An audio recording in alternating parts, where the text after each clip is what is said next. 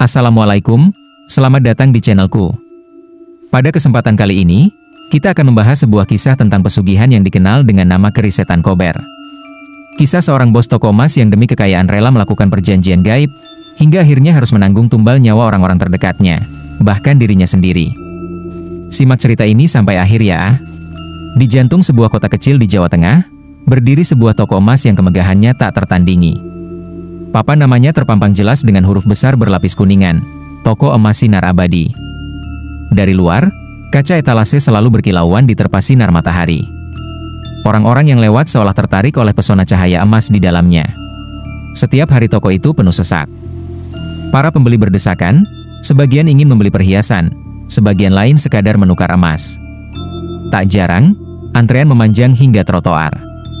Di mata masyarakat, toko itu adalah lambang kejayaan, dan pemiliknya, Herman Santoso, dianggap sebagai orang terkaya di kota itu. Herman dikenal sebagai pria parubaya dengan wajah tegas, rambutnya sudah beruban di sisi pelipis, namun penampilannya selalu rapi dan berwibawa. Ia sering muncul dengan mobil mewah, jam tangan berlapis emas, serta senyum percaya diri. Banyak yang menaruh hormat padanya, tapi tak sedikit pula yang membicarakan hal-hal gelap di belakangnya. Ada bisikan-bisikan yang beredar di kalangan warga. Bisikan yang tak pernah berani diucapkan lantang. Bahwa kekayaan Herman bukanlah hasil kerja keras atau kepintaran berdagang, melainkan dari jalan pintas yang melibatkan sesuatu yang tak kasat mata.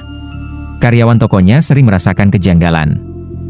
Ada yang mengaku mendengar suara lirih seperti bisikan di ruang kerja Herman pada tengah malam. Ada pula yang merasakan hawa dingin menusuk tulang saat melewati gudang penyimpanan. Lebih dari itu, beberapa karyawan yang dekat dengan Herman meninggal tiba-tiba dengan cara tragis, tertabrak, jatuh sakit misterius, atau ditemukan tak bernyawa tanpa sebab jelas. Namun semua itu selalu ditutupi oleh Herman. Ia tampil di depan publik sebagai sosok dermawan, menyumbang untuk masjid, membantu yatim piatu, bahkan menyokong acara-acara desa. Sikapnya yang murah senyum membuat gosip-gosip itu sulit dibuktikan, tapi masyarakat tahu, ada yang tak wajar di balik kejayaan itu. Ada rasa ngeri setiap kali mereka menatap mata Herman, seolah ada bayangan lain yang bersembunyi di balik tatapannya. Dan malam-malam tertentu, ketika toko sudah tutup dan pasar gelap gulita, dari dalam Toko Emas Sinar Abadi sering terdengar bunyi aneh, seperti logam yang digesekkan. Suara itu hanya terdengar sebentar, namun cukup untuk membuat bulu kuduk siapapun meremang. Tak ada yang berani mendekat, apalagi mencari tahu. Karena mereka percaya, di balik cahaya emas yang berkilauan itu, tersembunyi sesuatu yang jauh lebih gelap dan berbahaya. Hanya Herman sendiri yang tahu rahasia sebenarnya. Rahasia yang berasal dari sebuah pusaka terkutuk, keris setan Kober. Sebelum dikenal sebagai Raja Emas di kota kecil itu, Herman hanyalah lelaki biasa yang hidup penuh kesulitan. Ia lahir dari keluarga pedagang kecil di pasar tradisional. Ayahnya berjualan kain, ibunya membuka warung makan sederhana. Hidup mereka pas-pasan, bahkan sering harus berutang demi bisa bertahan. Sejak muda, Herman sudah terbiasa dihina. Ia pernah diludahi oleh pelanggan yang marah karena barang dagangannya dianggap murahan. Ia juga sering dipandang rendah oleh anak-anak orang kaya, yang mengejek pakaiannya lusuh dan wajahnya selalu berkeringat. Luka batin itu membekas dalam-dalam, menumbuhkan dendam dalam dirinya. Ketika beranjak dewasa, Herman mencoba peruntungan dengan berdagang emas kecil-kecilan. Modalnya pas-pasan, ia hanya mampu membeli beberapa gram emas untuk dijual kembali. Namun, bisnis itu tak pernah benar-benar berkembang. Ia beberapa kali tertipu, ada yang membawa kabur emasnya, ada pula yang menipu dengan emas palsu. Puncak kesialannya terjadi ketika ia bekerja sama dengan seorang rekan bisnis dari luar kota. Herman yang polos percaya sepenuhnya, dan menyerahkan seluruh tabungan serta pinjaman bank sebagai modal. Tapi usaha itu hancur, rekannya kabur membawa uang dan emas, meninggalkan Herman terlilit utang hingga ratusan juta rupiah. Hari-hari Herman berubah menjadi neraka. Penagih utang datang silih berganti, bahkan ada yang mengancam keselamatan keluarganya. Rumahnya hampir disita, istrinya, Liana, terus menangis setiap malam, sementara anak-anaknya masih kecil dan tak tahu apa yang terjadi. Di saat terpuruk itu, muncul rasa nekat dalam hati Herman. Ia tidak ingin mati miskin dan dihina seperti ayahnya. Ia ingin membuktikan bahwa ia bisa berdiri di atas semua orang, dihormati, disegani, bahkan ditakuti. Dalam keadaan putus asa, Herman mulai mencari jalan pintas. Ia mendatangi orang pintar, dukun, bahkan paranormal, berharap ada solusi gaib untuk mengubah nasib. Beberapa hanya memberikan jimat biasa, tapi tak ada hasil. Hingga akhirnya, lewat bisikan seorang kenalan lama, Herman diperkenalkan kepada seorang dukun tua bernama Ki Sastro. Ki Sastro terkenal sebagai sosok misterius. Banyak yang bilang ia bisa berhubungan langsung dengan makhluk halus, bahkan memiliki koleksi pusaka kuno yang disakralkan. Herman yang haus akan jalan pintas langsung mendatanginya. Pertemuan itu menjadi awal segalanya. Dari mulut Ki Sastro, Herman mendengar tentang sebuah pusaka legendaris yang dipercaya bisa mendatangkan kekayaan berlimpah, sekaligus menelan nyawa sebagai ganti. Pusaka itu disebut dengan nama yang membuat bulu kuduk berdiri, keris setan Kober. Malam itu, langit mendung menutupi bulan. Herman mengikuti Ki Sastro menuju sebuah hutan tua di pinggiran desa. Jalan setapak gelap, hanya diterangi lampu minyak kecil yang dibawa sang dukun. Angin berdesir kencang, membawa aroma tanah basah bercampur bau anyir yang menusuk hidung. Di sebuah tanah lapang yang dikelilingi pohon-pohon besar, Ki Sastro berhenti. Ia menggelar tikar pandan tua, lalu menata sesajen, kepala kambing hitam, kendi berisi darah ayam cemani, kembang setaman, dan dupa menyala. Herman, dengan jantung berdebar, diminta melepas bajunya. Ia hanya mengenakan kain putih, lalu duduk bersila menghadap sesajen. Ki Sastro membuka sebuah peti kayu jati hitam. Begitu penutupnya terbuka, hawa dingin menyergap. Dari dalamnya tercium bau busuk bercampur amis. Di sana terbaring sebuah keris berbalut kain kafan kusam. Bilahnya tampak berlekuk, dengan pamor yang seperti aliran darah menghitam. Inilah keris setan Kober. Suara Ki Sastro bergetar, namun tegas. Keris yang ditakuti karena bersemayam makhluk gaib penjaga kekayaan sekaligus penagih nyawa. Herman menelan ludah, rasa takut dan ambisi bercampur menjadi satu. Ritual dimulai. Ki Sastro membacakan mantra dengan bahasa Jawa kuno, suaranya berat dan bergetar. Kemenyan mengepul pekat, asapnya menari di udara. Sesekali, suara burung hantu terdengar menjerit dari kejauhan. Tak lama, tanah di sekitar mereka terasa bergetar halus. Angin berembus kencang, membuat api pelita hampir padam. Dari kegelapan, muncul bayangan hitam besar menyerupai prajurit berjubah kelam dengan mata merah menyala. Suaranya berat, bergema seperti datang dari dalam tanah. "Siapa yang berani memanggilku?" Herman hampir jatuh terduduk, namun Ki Sastro memberi isyarat agar ia tetap tenang. Dukun tua itu menunjuk Herman. Inilah orang yang siap melakukan perjanjian. Ia ingin kaya, dan ia siap membayar harganya. Makhluk itu melangkah mendekat, udara sekitarnya semakin dingin. Herman bisa merasakan bulu kuduknya berdiri. Makhluk itu berbisik langsung di telinganya, suara lirih tapi menusuk, "Kekayaan akan mengalir padamu. Tapi ingat, nyawa orang-orang di sekitarmu akan menjadi tumbalku. Dan suatu saat, giliranmu sendiri." Herman menutup mata. Ia tahu inilah jalan yang ia pilih. Ki Sastro lalu mengambil pisau kecil, melukai ujung jari Herman. Darahnya menetes di bilah keris sekejap, keris itu bergetar hebat, mengeluarkan dengung lirih seolah benda hidup. Bayangan prajurit gaib itu menunduk, lalu lenyap ke dalam bilah keris. Ritual selesai. Tapi sejak malam itu, hidup Herman tak lagi sama. Sejak malam perjanjian itu, nasib Herman berbalik seakan diayun tangan tak kasat mata. Toko emasnya yang sebelumnya sepi, tiba-tiba ramai diserbu pembeli. Orang-orang datang tanpa henti, bahkan mereka yang biasanya enggan singgah kini berbondong-bondong. Setiap hari emas laku keras, keuntungan mengalir deras, seolah keberuntungan tak pernah berhenti menghampirinya. Dengan cepat, Herman mampu melunasi utang-utangnya. Ia membeli rumah besar bergaya modern di tepi kota, mengganti mobil tuanya dengan sedan mewah, dan menyimpan emas batangan dalam jumlah tak terhitung di brankas pribadi. Istrinya, Liana, sempat terheran-heran, bagaimana mungkin toko yang nyaris bangkrut kini menjadi pusat perdagangan emas terbesar di kota itu? Namun, di balik kegemilangan itu, tanda-tanda aneh mulai muncul. Karyawan yang sering masuk ke ruang kerja Herman mengaku merasakan hawa dingin menusuk tulang, meski cuaca panas di luar. Kadang, mereka mendengar suara lirih seperti bisikan yang tidak jelas sumbernya. Suara itu seolah keluar dari peti kayu yang selalu terkunci di pojok ruangan, tempat Herman menyimpan keris. Beberapa karyawan mulai ketakutan. Ada yang nekat keluar kerja setelah merasa diperhatikan oleh sesuatu yang tak terlihat. Ada pula yang jatuh sakit tanpa sebab, tubuh melemah mendadak seolah tenaganya disedot. Suatu malam, Liana terbangun karena mencium bau kemenyan dari ruang kerja Herman. Ia mendapati suaminya duduk bersila di depan peti kayu, matanya terpejam, bibirnya bergerak pelan seperti sedang berbicara. Yang membuatnya ngeri Ada suara lain, berat dan bergema, yang menjawab bisikan Herman. Meski tak ada orang lain di ruangan itu. "Mas, kau bicara dengan siapa?" tanya Liana terbata. Tapi Herman hanya menoleh sekilas dengan tatapan kosong, lalu menutup rapat peti kayu itu. Keesokan paginya, Herman kembali normal seolah tak terjadi apa-apa. Ia malah mengajak Liana berbelanja perhiasan mahal di luar kota hari-hari berikutnya. Perubahan semakin terasa. Setiap kali emas di etalase mulai menipis, tak lama kemudian stok baru datang entah dari mana, selalu dalam jumlah lebih besar. Herman tidak pernah khawatir kehabisan. Namun, setiap rezeki yang datang, selalu ada yang hilang. Seekor kucing peliharaan keluarga ditemukan mati dengan posisi tubuh aneh, seperti dicekik. Seorang karyawan lama tiba-tiba pingsan dan tak pernah bangun lagi. Herman pura-pura tak melihat semua itu. Baginya, kemewahan dan kehormatan jauh lebih penting daripada rasa takut. Ia hanya tersenyum puas, karena janji kerisetan Kober perlahan mulai nyata.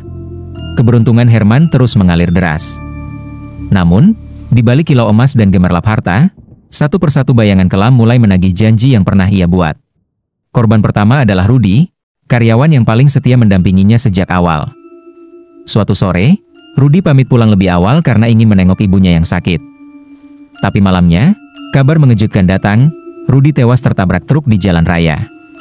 Tubuhnya hancur, tak bisa dikenali, hanya dompet kecil di sakunya yang memastikan identitasnya. Herman pura-pura berduka di depan para karyawan, bahkan memberi santunan kepada keluarga Rudy. Namun di dalam hatinya, ia tahu ini bukan kecelakaan biasa. Ia teringat jelas bisikan dari makhluk penjaga keris saat ritual, "Nyawa orang-orang di sekitarmu akan menjadi makananku." Belum genap sebulan, kejadian serupa menimpa orang lain. Keponakan Herman, seorang remaja yang sering membantu di toko, jatuh sakit mendadak. Tubuhnya kurus dalam hitungan hari, wajahnya pucat, matanya cekung seolah ada sesuatu yang menguras hidupnya dari dalam. Dokter tak bisa memberi penjelasan.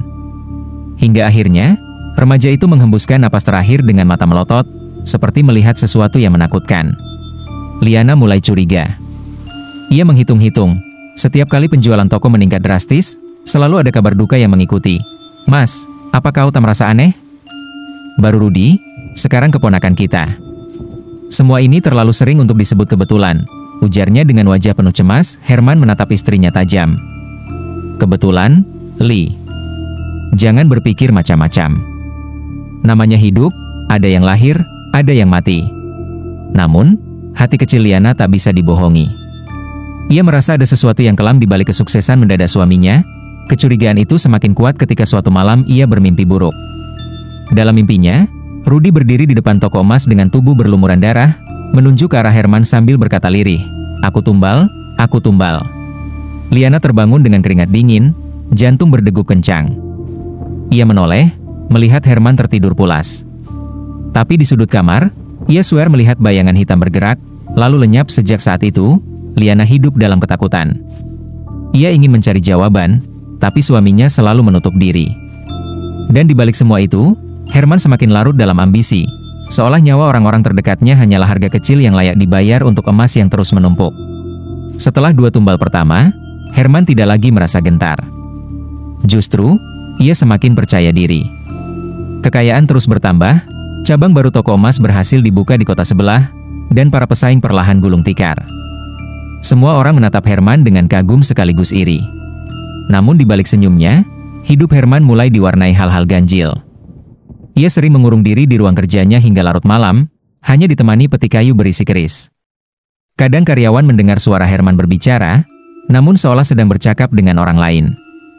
Yang menyeramkan, terdengar pula suara balasan, suara berat, dalam, dan bergema, seperti keluar dari perut bumi. Suatu malam, Herman bermimpi. Dalam mimpi itu, ia berada di sebuah ruangan gelap dipenuhi darah yang mengalir di lantai. Dari balik kegelapan, muncul sosok prajurit tinggi bermata merah, penunggu keris. Sosok itu berbisik, "Kau ingin lebih kaya lagi? Berikan aku lebih banyak nyawa." Ketika terbangun, Herman mendapati tubuhnya penuh keringat. Tapi alih-alih takut, matanya justru berbinar. Ia merasa mendapat petunjuk. Sejak itu, ia semakin sering melakukan ritual kecil di ruang kerja, meneteskan darah jari ke bilah keris sambil memohon agar rezekinya dilipat gandakan. Dan benar saja, setiap kali ia melakukan itu, keuntungan tokonya meningkat drastis.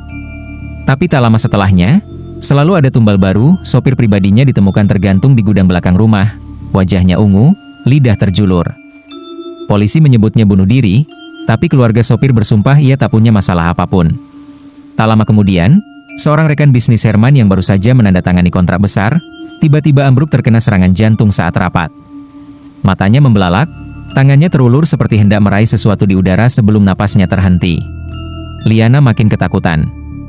Ia merasakan rumah mereka tidak lagi seperti rumah, melainkan kuburan berjalan. Suatu malam, ia menyaksikan Herman duduk di depan peti kayu, matanya merah, bibirnya tersenyum aneh. Saat itu, Liana melihat bayangan hitam besar berdiri di belakang suaminya, menunduk seperti seorang prajurit yang setia. Namun puncaknya adalah ketika anak sulung mereka, Dion, ditemukan meninggal mendadak di ranjang. Usianya masih belasan, sehat tanpa sakit sebelumnya. Malam itu tubuhnya kaku, wajahnya pucat, dan darah merembes keluar dari telinga. Liana histeris, menjerit-jerit menyalahkan Herman. Tapi suaminya hanya terdiam, menatap dingin seolah pasrah.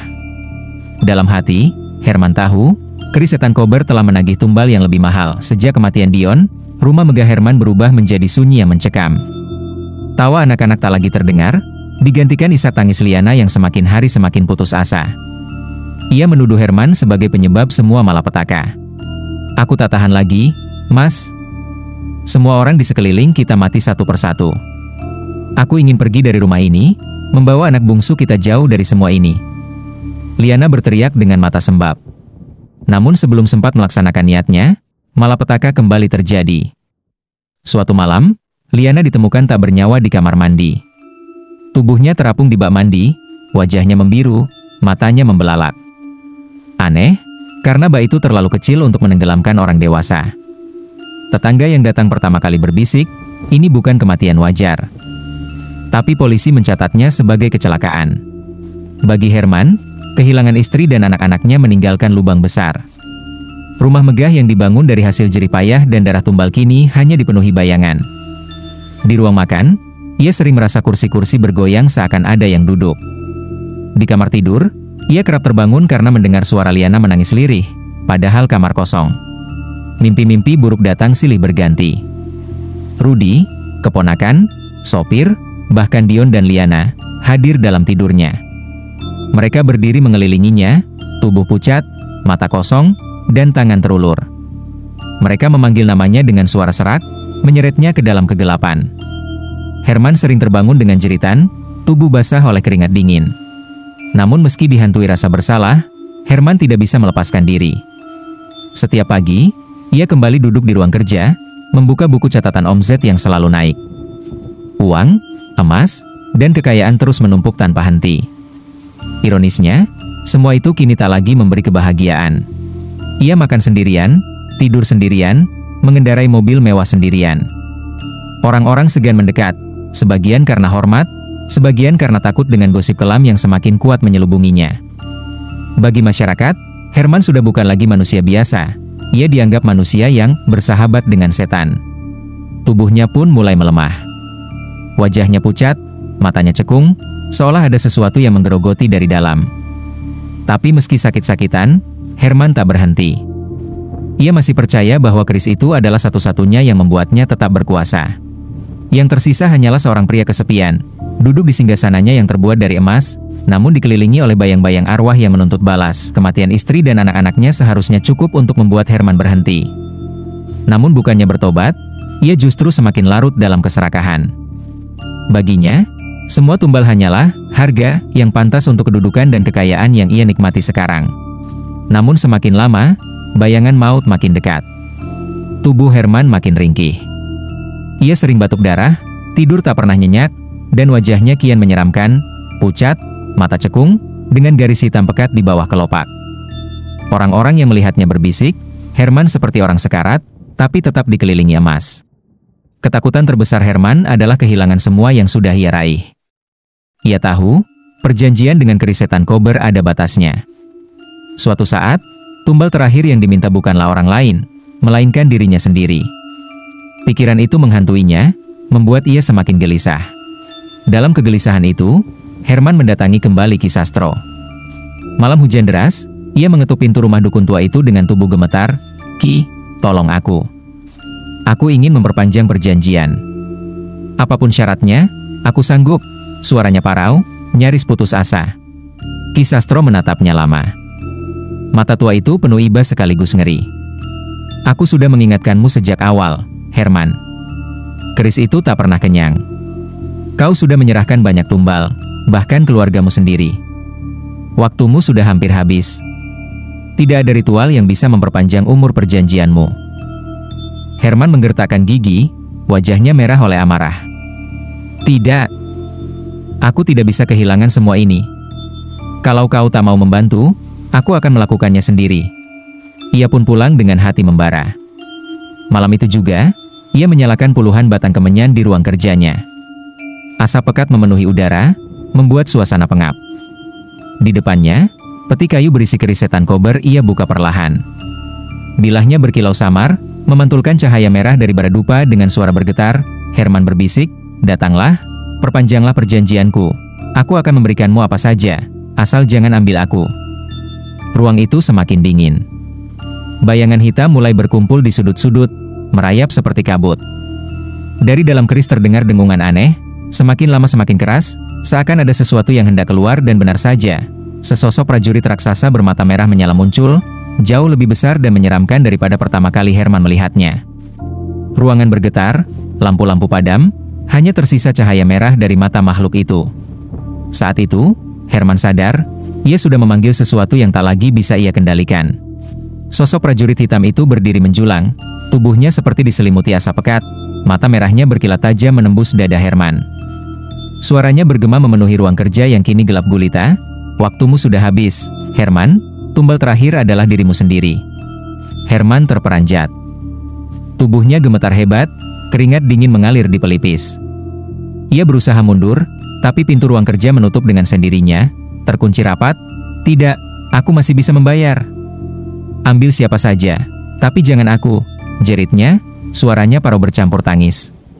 Makhluk itu maju selangkah. Setiap langkahnya membuat lantai bergetar. Bayangan hitam merayap dari tubuhnya, menjalar ke dinding dan lantai seperti tangan-tangan yang hendak meraih Herman. "Kau sudah menyerahkan banyak, tapi keserakahanmu tiada akhir. Kini giliranmu." Herman menjerit, lalu meraih keris itu dengan kedua tangannya. Ia mencoba mengangkatnya tinggi, berharap bisa memaksa perjanjian diperpanjang. Namun bila keris bergetar, panas membakar telapak tangannya. Darah segar mengucur dari jari-jarinya, menetes ke lantai. Tiba-tiba keris itu terlepas dari genggamannya, melayang di udara. Herman hanya bisa memandang dengan mata terbelalak saat bilah tajam itu berputar perlahan, lalu meluncur deras menancap ke dadanya. "Aar gerg," jeritnya menggema, sebelum tubuhnya jatuh terduduk dalam posisi bersila. Darah mengalir deras, membasahi lantai. Namun anehnya, wajah Herman tetap terbuka, mata melotot seolah menatap sesuatu yang mengerikan di depan matanya. Nafas terakhirnya terhenti, dan ruangan kembali sunyi. Pagi harinya, para karyawan menemukan tubuh bos mereka di ruang kerja. Herman duduk kaku dengan keris menancap di dadanya, darah sudah mengering di sekitar. Mereka mencoba mencabut keris itu, tapi bilahnya menempel erat seakan menyatu dengan tubuh. Setiap kali dipaksa, darah segar kembali mengucur, meski Herman sudah mati. Akhirnya, jasad Herman dikuburkan bersama keris tersebut. Tak ada yang berani memisahkan keduanya. Pemakaman itu penuh ketakutan, orang-orang berbisik, itu hukuman bagi orang yang bersekutu dengan setan. Sejak hari itu, toko emas sinar abadi ditutup selamanya. Bangunannya berdiri kosong, kaca etalase berdebu, papan nama mulai pudar. Tapi warga sekitar bersumpah, pada malam-malam tertentu, masih terdengar suara aneh dari dalam, bunyi logam beradu, seperti keris yang digesekkan, disertai tawa lirih yang menyeramkan. Herman Santoso, sang Raja Emas, akhirnya menjadi tumbal terakhir bagi keris yang pernah ia agungkan. Hikmah dari kisah ini adalah bahwa keserakahan dan jalan instan melalui pesugihan hanya membawa kebinasaan. Kekayaan yang diperoleh dengan mengorbankan nyawa dan melanggar hukum Tuhan tidak akan pernah memberi kebahagiaan, justru menjerat pemiliknya dalam lingkaran dosa, kehilangan, dan kutukan. Sebesar apapun harta yang dikumpulkan, semuanya akan musnah bersama nyawa, sementara penyesalan datang terlambat. Karena itu, mencari rezeki seharusnya dilakukan dengan ikhtiar yang halal, sabar, dan penuh rasa syukur agar mendatangkan keberkahan, bukan petaka. Terima kasih sudah menonton sampai akhir. Jangan lupa like, komen, share, dan subscribe channelku agar tidak ketinggalan kisah-kisah berikutnya. Wassalamualaikum warahmatullahi wabarakatuh.